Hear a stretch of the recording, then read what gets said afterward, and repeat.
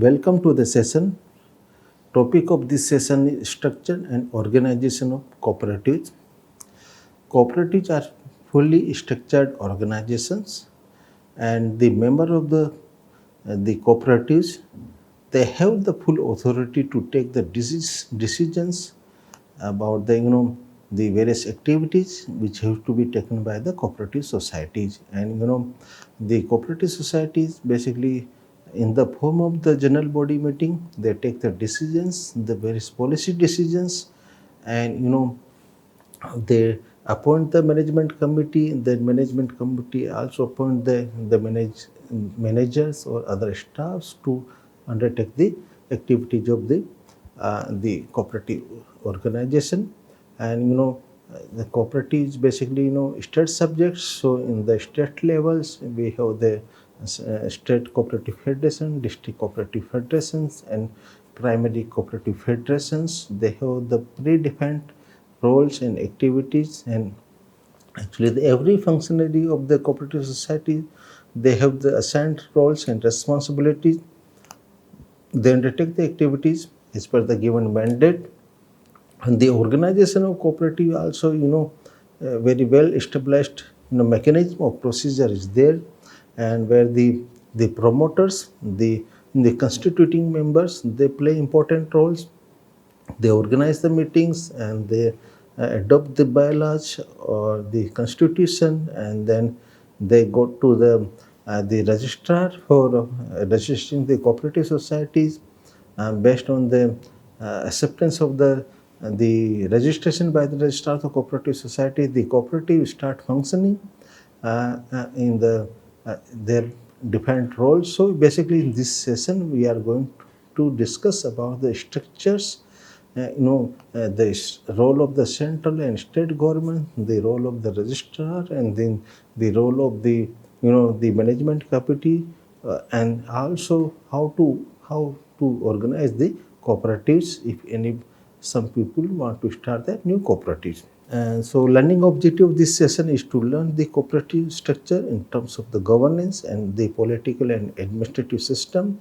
And we'll also discuss about the organization of cooperative, formation of the cooperatives. And actually, when we talk about the structure of the cooperative at national level, there are two type of structures we found. Two types of structure of the cooperative system in India. One is the government cooperative system, and that we call the official system sometimes. So the government basically they create the different cooperative laws for the proper functioning of the cooperative organization, for to guide them, the cooperative society, to guide the cooperative society for the functioning. Then the another structure we have in the form of cooperative movement. And basically how the cooperatives evolves over the period of time, and the structure they have built. So in the cooperative structure basically we have the members. Then this system is also called this cooperative movement structure is also called the non-official system. And basically this movement is the evolutionary process. Over the period of time this system, this structure were developed, were evolved. And here we can understand the complete both the structure, the government or official system, and other is the non-official system. And when we talk about the government or official system, actually government they bring different laws related to cooperatives, like the enactment of the multi-state cooperative laws by the national government, and the Department of Cooperation under the Ministry of Agriculture and Farmers Welfare. And there is also the central register of the cooperatives at the national level. And in case of the non-official system, we have the National Cooperative Union of India. And they are autonomous organization. The National Cooperative Federations, we have different cooperative federations. And then we have the multi-state cooperative societies. We have National Corporation of National Cooperative Development Corporation. So these are different organizations we have. And the official and non-official system, they help to each other. They interact with each other. The government provide the guideline to the National Cooperative Union of India, and the the National Cooperative Federations, and the National Cooperative Union of India (NCUI). They also suggest the government to frame some rules, regulation which are helpful to the cooperative society functioning. So in that way, they help each other, they interact with each other. Then at the state level, we have the, in case of the non-official system, we have the state cooperative unions or state cooperative federations. They are basically, we can say, the commodity-based or service-based cooperatives like sugar cooperatives, the fertilizer, consumer cooperatives, credit cooperatives. So, we service-based or commodity-based unions, a federation we have state level. And here again, in the official system, we have the government. Actually, they enact different cooperative laws and by the state legislative assemblies. And we have the cooperative department at the state levels, and the government appoint the registrar of the cooperative societies at the state level, who is the head of the cooperative department, we can say, for the functioning of the cooperatives. So, and again here, the state unions or state cooperative federations, they are in touch with the registrar of the cooperative or the state governments, and they express their the opinions about the functioning of the cooperative society. The state federation suggests some changes or improvement or requirement of the cooperative sector to the government or registrar. And they also register also issue some guidelines to the state cooperative unions or state federations for the proper functioning, so they interact with each other. And then we have at the district levels, the state, in the government official system, like we have the district level cooperative registrar, or sometimes we at the district level we have the deputy registrar of the cooperative or assistant registrar of the cooperative. There are other functionaries also there, like inspectors, auditors. That is basically government system. Then this district level cooperative registrar, they get the guidance from the registrar of cooperative society at the state level. And in the non-official system, we have the district cooperative unions, the district cooperative federations also there, primary level cooperative societies also there, and the members, ultimate members of the cooperative societies. And this, they are linked. They basically they fed to the state cooperatives, so they are under direct control, under guidance from the state cooperative unions or state cooperative federations.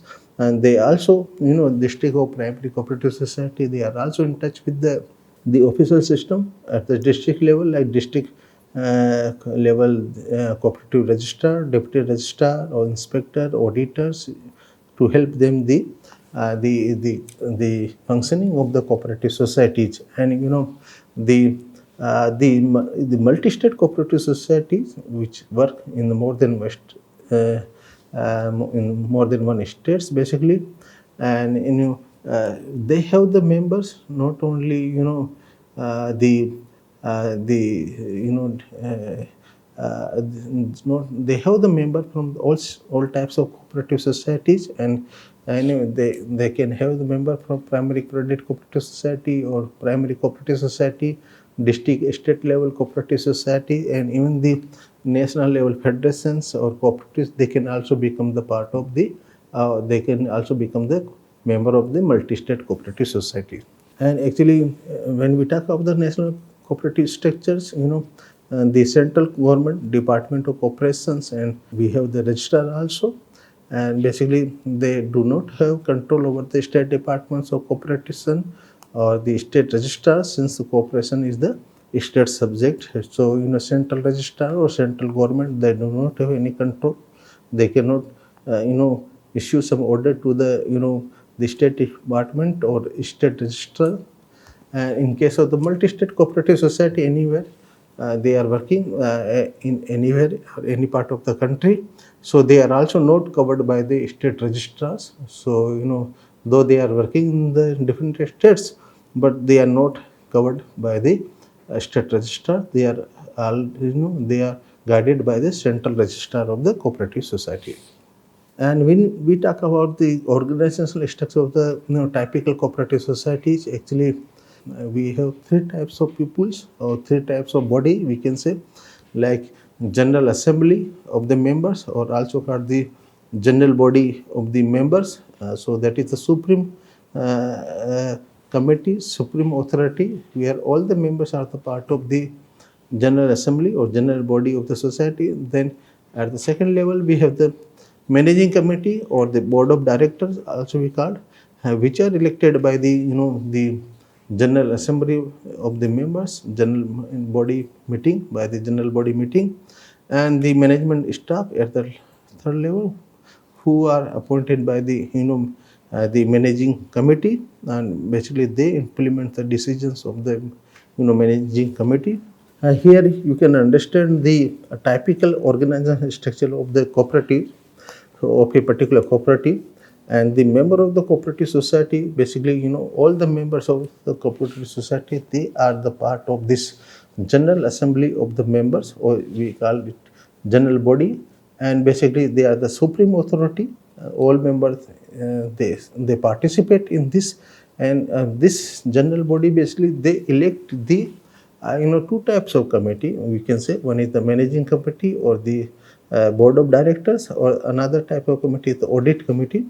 And the audit committee is basically they directly report to the general body of the cooperative society. And there is no influence from the, or they do not report to the managing committee. And the another committee which are elected by the the general body is the managing committee and board of director. And this managing committee or board of director, basically they are the major agency, major body or the committee which implement the policy decision taken by the general body. So this general managing committee, they are answerable to the general body meeting. And this managing committee, basically, or board of director, they appoint the other business committees, which are report to the managing committee or board of director. And the managing committee, they appoint the, basically the general managers, who report to the managing committee or board of director. And the general manager, again, they appoint other business managers or supporting personnel, and they report to the general manager. So this is the, we can say, the functional organizational structure of the cooperative society. So at the top we have the general body, and then in the middle level we have the managing committee, and then we have the general manager and other staff members, so who implement the decision of the cooperative society. So in a general assembly is the main or supreme authority of the cooperative society. And the general assembly, basically they take the policy decisions about the cooperative society. Then we have the managing committee of the board of director, they implement the policy decisions of the general body. Whatever the instruction given by the general assembly, they have to implement. And they have the authority to appoint the required staffs to undertake the cooperative society activity. And they also propose the budget for the functioning of the cooperatives for the different activity. Then we have this audit and supervision committee, which is elected by the general body directly. And basically this audit committee, they report only to the general body. And the principal function of the audit committee is to carry out the internal audit of the finances, the assets, liabilities and activities of the cooperative society. So basically they see the in terms of the financial performance of the cooperative societies, and they directly report to the general body meeting. And when we talk about the structure of the cooperative society in the state level, so we have the three types of cooperative society, or three types structure of the cooperative society, we can say. One is the primary cooperative society, which is basically the village level cooperative society, or they are the at the bottom of the three-tier structure of the cooperative society. So all the primary level cooperative society of all types, maybe the consumer cooperative, maybe the credit cooperative, maybe the labor cooperative, So all these cooperative societies, basically they get federated into their respective district level federation. And then we have the district unions and federations, and basically they are established at the block level and or at the district level. And this district level union basically they guide the primary cooperative societies, and this district cooperative societies they get federated into the state level unions and federations. And the state level cooperative union or federation, they are the basically apex level institution in the states, and they again federated into their respective national level union and federation. And but at the state level cooperative, they are the apex organization. They guide they are responsible for, we can say, for the functioning of the district and primary level cooperative societies in the state. And this federation, there may be different types of federations, like marketing societies or credit societies federation, or dairy federation, or housing federation, or consumer cooperative federation. There may be different types of the cooperative society we may have. And the primary level cooperative and district level cooperative federation, they can become the member of the other federations also. Suppose primary agricultural credit cooperative society, basically they are the part of the district cooperative bank, but if they want, they can also become the member of the district level consumer cooperative society, or district level the dairy cooperative society. So if they want, basically the purpose of becoming a member of the other types of cooperative society which are working in other field, other sectors, it's to get their support or their assistance or their facilities for the proper functioning of that particular cooperative society. And the example of here in the credit cooperative society, the primary agriculture credit cooperative society, OPEX, which we call, they are the member of the district central cooperative bank, and they can also become a member of district cooperative unions if required. And the district cooperative banks, they are also members of the state cooperative bank, and and they, if they want, they can also become a member of the other types of cooperative at the state level. So and then cooperation is the basically state subject. And the Indian cooperative movement, they follow the three-tier structures which we have already studied.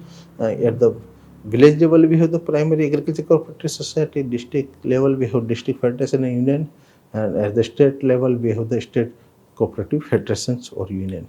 In case of the official cooperative structure, basically, the registrar of the cooperative society at the state level, he is the supreme, he is the complete authority for the function, or he basically function as the head of the department at the state level. And the registrar of the cooperative society at the state level is assisted by the assistant or deputy registrar cooperative society at the district level.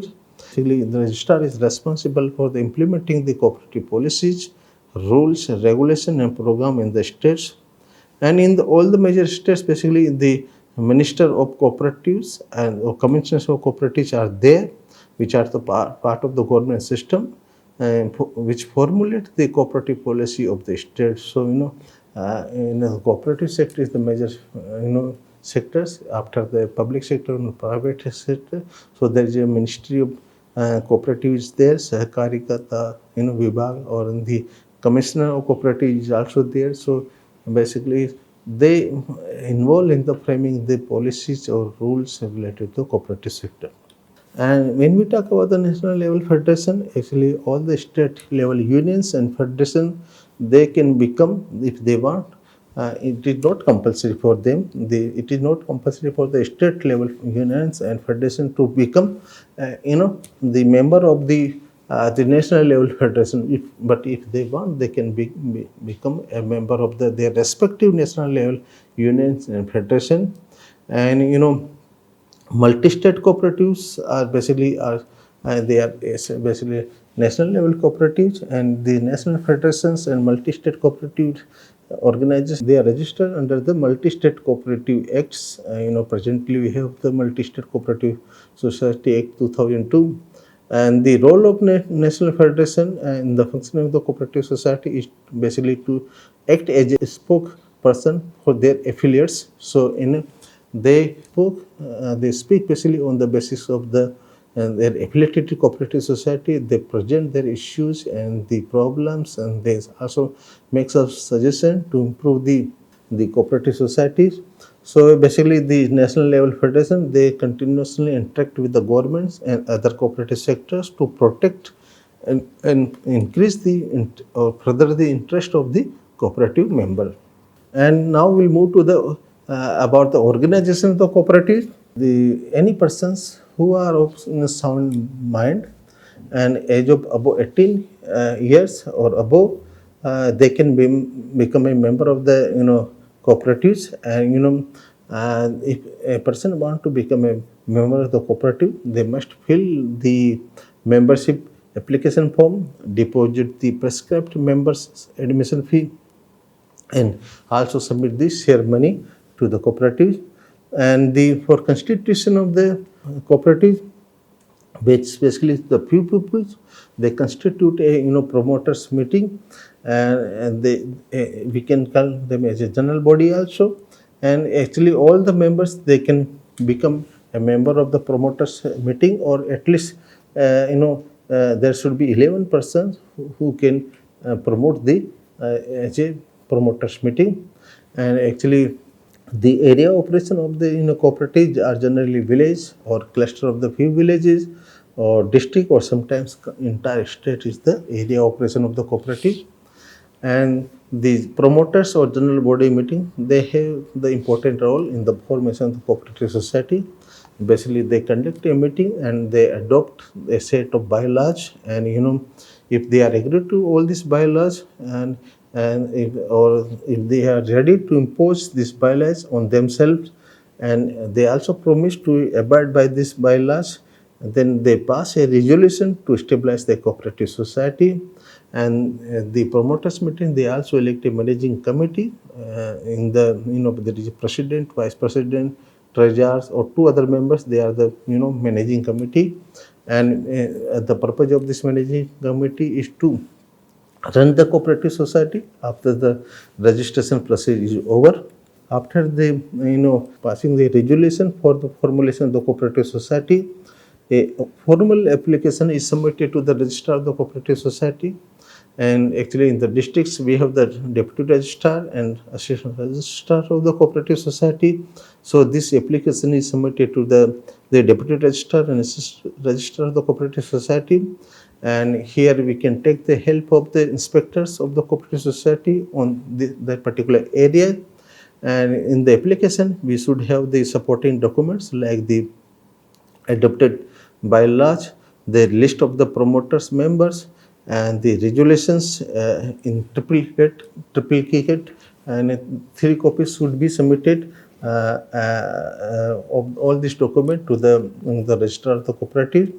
And the registrar of cooperative, basically they evaluate, they examine the application, and if everything found good, everything found acceptable, then a certificate of registration is issued to the cooperatives, and after that the cooperative society become a legal entity. And then the managing committee then appoint a general, the appoint a manager and other employees of the cooperatives. And different types of cooperative society can be formed, like primary agriculture cooperative, the marketing cooperative, service cooperative, consumer cooperative, irrigation cooperative, flower producer cooperative, milk cooperative, weavers cooperative, the forestry cooperative, horticultural cooperative, employee cooperatives, house construction cooperatives, labor cooperative, the fisheries cooperative. So there are different types of cooperative organization which can be found in this manner. And there are some problems when we talk about the organization of cooperatives, like there is a complicated management procedure and operation of the cooperatives. An ordinary members cannot understand the intricacies of rules and regulations, so they found it very difficult to operate the cooperative society. The villagers who are the managers, and they are not so conversant with the complicated legal phraseology of the laws, rules and regulation, procedures and bylaws. So, the cooperative officials, they take advantage of this lacuna, and, the members of the cooperative society, they continue to keep the managing committee and manager entangled in such complications, and instead of carry out the business activities, the member remain engaged in the meeting the requirement and clarification of the officials of the cooperatives. There are a lot of unnecessary paperwork and the frequent visit of the cooperative departments and other cooperative banks. So, this is one of the greatest weakness of the our primary cooperatives. They are unable to withstand the pressures from the government and politicians. And then we have the board of director and managing committee. They are the important role to play in the cooperative society. They undertake all the affairs of the cooperative, and basically they are elected members from the member of the general body, and their principal task is to safeguard the interest of the member and of the cooperative itself. And the managing committee, they are empowered to take the all kind of decisions, and the number of the committee members in the managing committee is prescribed in the bylaws. And basically they make sure that the all decisions is concerned with the general policies laid down by the general body, and they convene the general body meeting and create an agenda for the discussion of the in the general body meeting. They appoint the general manager and other employees, and the managing committee, they make all the purchase and sales. They prepare the annual report for the information and approval of from the general body meeting. And they can appoint various committee to support the process of implementation of the decisions of the general body meeting. And now we can sum up the session that we have two type of structure. One is the official structure, where we have the central and state register, and then non-official structure, we have the national level state cooperative, the state cooperative, district federations, and primary cooperative society. And three main component to manage the cooperative. We have the general body of the member, then we have the managing committee, which is elected by the general body of the member. Then we have the management staff, which are appointed by the managing committee. And in the general body is the supreme authority in the cooperative sectors, in the cooperative organization, which take all types of decision. And for organization of the cooperative, there are set procedures, and there are the members who constitute promoters meetings, and the promoters meetings, we adopt these bylaws and constitution, and this bylaws and constitution has to be registered with the register of the cooperative society. They have to make the application to the register of the cooperative society, and the register of cooperative society examine the application, and if he found the application is proper and acceptable, he issue a registration of the cooperatives that can work in a defined way, following the defined procedure of the cooperative organization. With this, I thank you all. Thank you very much.